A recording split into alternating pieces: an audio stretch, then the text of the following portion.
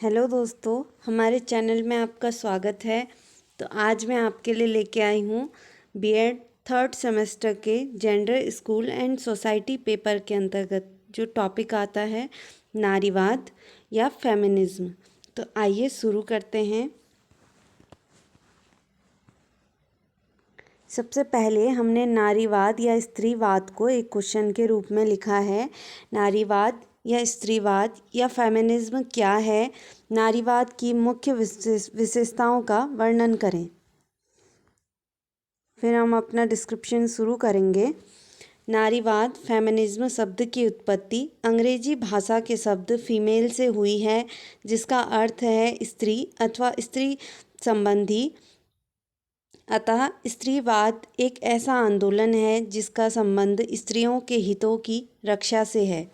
नारीवाद की परिभाषाएं भिन्न भिन्न विद्वानों द्वारा नारीवाद की निम्नलिखित परिभाषाएं दी गई हैं, जो इस प्रकार हैं।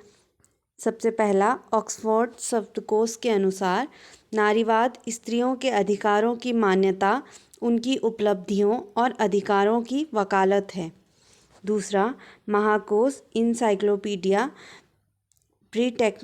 ब्रिटेनिका के अनुसार नारीवाद एक ऐसी धारणा है जिसका जन्म थोड़े समय से हुआ है।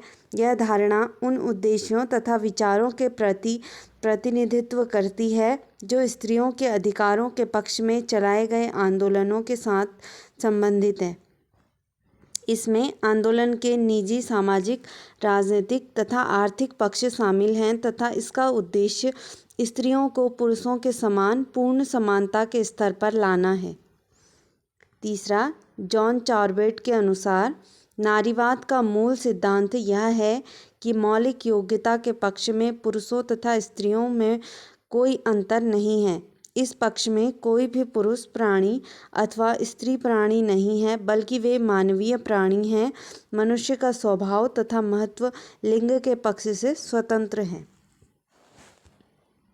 प्रसिद्ध समाजशास्त्री मैरी ओवेस के अनुसार नारीवाद स्त्रियों की वर्तमान तथा भूतकाल की स्थिति की आलोचनात्मक मूल्यांकन है। वह स्त्रियों से संबंधित उन मूल्यों के लिए चुनौती है जो स्त्रियों को दूसरों द्वारा पेश की जाती हैं। उपरोक्त परिभाषाओं के अनुसार यह कहा जा सकता है कि नारीवाद ही ऐसा आंदोलन है जो स्त्रियों की समस्याओं का आलोचनात्मक मूल्यांकन करता है तथा उनकी सामाजिक, आर्थिक, राजनीतिक तथा निजी क्षेत्र में पुरुषों के साथ समानता का समर्थक है। नारीवाद स्त्रियों के लिए हर क्षेत्र में पुरुषों के समान अधिकारों की मांग करता है। ये हमारी परिभाषाएं हो गई। उसके बाद नारीवाद की मुख्य विशेषताएं आएंगी। मुख्य विशेषताएं निम्न हैं। पहला, स्त्रियां लैंगिक प्राणी नहीं हैं, मानव प्राणी हैं। नारीवाद का बुनियादी विचार यह है कि स्त्रियां लैंगिक प्राणी नहीं हैं। इस विचारधारा के समर्थकों का कहना है कि स्त्रियों को केवल माता, पत्नी व बहन के रूप में ही नहीं देखा जाना चाहिए, बल्कि उसे एक इंसान के रूप में देखा जाना चाहिए। उनका कहना है कि स्त्रियां भी पुरुषों के समान योग्यता तथा बुद्धि रखती हैं और वह सभी कार्यों को करने योग्य हैं जो पुरुषों द्वारा किए जाते हैं। उनका कहना है कि जीवन के विभिन्न क्षेत्रों में स्त्रियों की पुरुषों से अधीन स्थिति का कारण यह है कि उन्हें पुरुषों के समान अपने विकास के अवसर नहीं दिए जाते। दूसरा, समान अधिकार तथा समान अवसर। नारीवाद के समर्थकों का कहना है कि जीवन के प्रत्येक क्षेत्र में स्त्रियों को पुरुषों के समान अधिकार तथा अवसर प्रदान किए जाएं।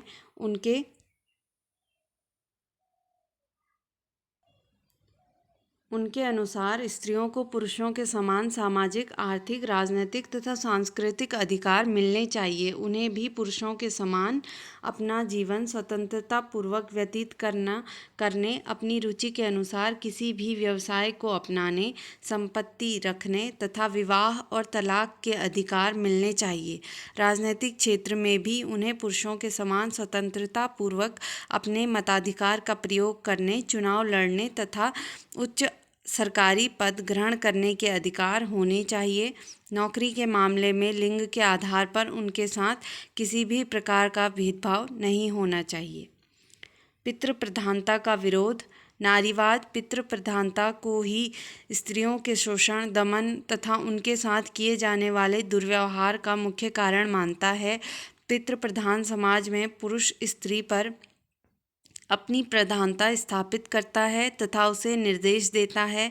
ऐसे समाज में पुरुषों की स्थिति उच्च तथा स्त्रियों की स्थिति निम्न अधीन रहती है। नारीवाद ऐसी सामाजिक व्यवस्था का विरोध करता है। चौथा, परिवार की संस्था का विरोध। नारीवाद के कुछ उग्र समर्थक परिवार की संस्था को स्त्रियों की अधीनता तथा शोषण का एक महत्वपूर्ण कारक मानते हैं। परिवार में स्त्री की भूमिका को घर के चार दीवारी के अंदर ही सीमित कर दिया गया है। उसे अपनी क्षमताओं का पूरा विकास करने का अवसर ही नहीं मिलता। परिवार में बच्चों का समाजीकरण इस प्रकार किया जाता है कि पुरुष का स्त्री पर प्रभुत्व बना रहे। परिवार में लड़कियों के मुकाबले लड़कों को हर प्रकार से प्राथमिकता दी जाती है, जिसका असर लड़कियों पर पड़ना स्वाभाविक है। अतः नारीवादी परिवार की संस्था का विरोध करते हैं। स्त्रियों की परंपरावादी भूमिका में परिवर्तन। नारीवादी स्त्रियां द्वारा परंपरावादी कार्य, घर का कामकाज करना, पति की सेवा करना, बच्चे पैदा करना, उनका पालन पोषण करना आदि किए जाने के विरुद्ध है। उनका यह कहना है कि स्त्रियों की यह भूमिका दैवीय आदेश नहीं है, बल्कि पुरुषों द्वारा बनाई हुई है और स्त्रियां जब तक स्वतंत्र नहीं हो सकती तब तक उनकी इस भूमिका में परिवर्तन न लाया जाए। छठा, एक पति एक पत्नी विवाह का विरोध। नारीवादी एक पति एक पत्नी विवाह की प्रथा के विरुद्ध हैं। उनका कहना है कि इस प्रथा के अंतर्गत स्त्री अपने पति की दासी बनकर रहती है तथा उसकी सारी आयु अपने पति की सेवा, बच्चों का पालन पोषण तथा घर के अन्य कामों को करने में बीत जाती है। अतः स्त्री को इस दासता की स्थिति से मुक्त कराने के लिए विवाह की इस प्रथा का अंत होना चाहिए। सातवां, बच्चों की सार्वजनिक देखभाल। नारीवादी के अनुसार बच्चों के पालन पोषण की जिम्मेदारी समाज की होनी चाहिए। बच्चों को जन्म देने तथा उनका पालन पोषण करने के लिए विशेष उपचार गृहों की व्यवस्था होनी चाहिए, जिनमें बच्चों की देखभाल करने की जिम्मेदारी प्रशिक्षित नर्सों की होनी चाहिए, जो सामूहिक रूप से उन बच्चों की देखभाल करें। लैंगिक स्वतंत्रता। उग्र स्त्रीवादी स्त्रियों को पूर्ण लैंगिक स्वतंत्रता प्रदान किए जाने का भी समर्थन करते हैं। उनका कहना है कि स्त्रियों को अपनी इच्छानुसार यौन संबंध स्थापित करने तथा उन्हें तोड़ने की स्वतंत्रता होनी चाहिए। उनके अनुसार काम वासना की पूर्ति एक निजी मामला है, जिसमें समाज को तब तक किसी प्रकार का हस्तक्षेप नहीं करना चाहिए जब तक इससे दूसरों को हानि न पहुंचती हो। निजी संपत्ति का विरोध। नारीवादी निजी संपत्ति को भी स्त्री अधीनता का एक मुख्य कारण मानते हैं। एंजल्स ने लिखा है कि पुरुष अपनी निजी संपत्ति को अपने शुद्ध वंशज तक पहुंचाने के लिए स्त्री को विवाह द्वारा अपना दास बनाकर उसे बच्चे पैदा करने की मशीन बनाकर रखता है। अतः उनका विचार है कि स्त्री की स्वतंत्रता के लिए निजी संपत्ति की संस्था को समाप्त करना आवश्यक है। 10वां, स्त्रियों की आर्थिक स्वनिर्भरता। नारीवादियों के अनुसार स्त्री पर पुरुष के प्रभुत्व का एक मुख्य कारण स्त्री की पुरुष पर आर्थिक निर्भरता है। इसीलिए स्त्री को पुरुष से स्वतंत्रता दिलाने के लिए यह आवश्यक है कि उन्हें आर्थिक दृष्टि से आत्मनिर्भर बनाया जाए। पुरुषों की भांति स्त्रियों को भी उद्योग धंधों में लगाना चाहिए तथा उन्हें पुरुषों के समान ही शिक्षित करना चाहिए, ताकि वे भी नौकरी अथवा अन्य व्यवसाय, डॉक्टरी, वकालत आदि कर सकें। स्त्रियां एक उत्पीड़ित वर्ग हैं। स्त्रीवादियों का कहना है कि स्त्रियां समाज की उत्पीड़ित वर्ग हैं और लगभग सभी समाजों में वे शोषण का शिकार हैं। परंपरागत पितृ प्रधानता परिवार में उनका कोई कानूनी दर्जा था। नहीं था, वे संपत्ति की मालिक नहीं बन सकती थी और न ही वे नौकरी आदि करके आत्मनिर्भर बन सकती थी। आधुनिक समय में भी स्त्रियों को जो अधिकार प्राप्त हैं वो पुरुषों से कम हैं। आज भी अधिकतर स्त्रियां अपने परंपरागत कार्यों पर, घर का कामकाज करना, बच्चे उत्पन्न करना तथा उनका पालन पोषण करना तथा घर में पुरुषों की सेवा आदि में लगी हुई हैं। अधिकतर स्त्रियां आज भी अपनी आर्थिक आवश्यकताओं की पूर्ति के लिए पुरुषों पर निर्भर हैं। यह हमने देखे कि नारीवाद के क्या क्या विशेषताएं थीं। उसके बाद नारीवाद के विभिन्न रूप आ जाएंगे। नारीवाद वास्तव में स्त्रियों की स्थिति से संबंधित अनेक प्रकार के विचारों के समूहों का नाम है।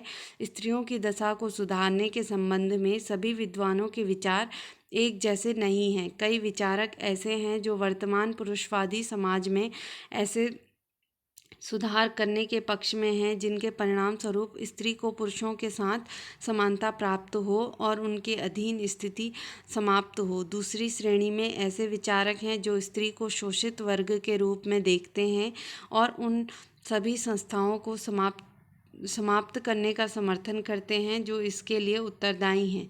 तीसरी श्रेणी में कुछ नारीवादी विचारक ऐसे भी हैं पुरुषवादी समाज के पुरुष पक्षीय ढांचे को पूर्ण रूप से समाप्त करके स्त्री के प्रत्येक क्षेत्र में पूर्ण स्वतंत्रता देने के पक्षधर हैं। इन विभिन्न विचारकों के आधार पर नारीवाद के 3 रूप माने जाते हैं। पहला उदारवादी नारीवाद, दूसरा समाजवादी नारीवाद, तीसरा उग्र नारीवाद। मैं आशा करती हूँ कि जो ये वीडियो है नारीवाद टॉपिक पे आपको समझ आया होगा, आपके लिए हेल्पफुल होगा। अगर आपको ये वीडियो हेल्पफुल लगी है तो प्लीज़ हमारी वीडियो को लाइक कीजिए, ज़्यादा से ज़्यादा शेयर कीजिए और हमारे चैनल को सब्सक्राइब कीजिए। धन्यवाद।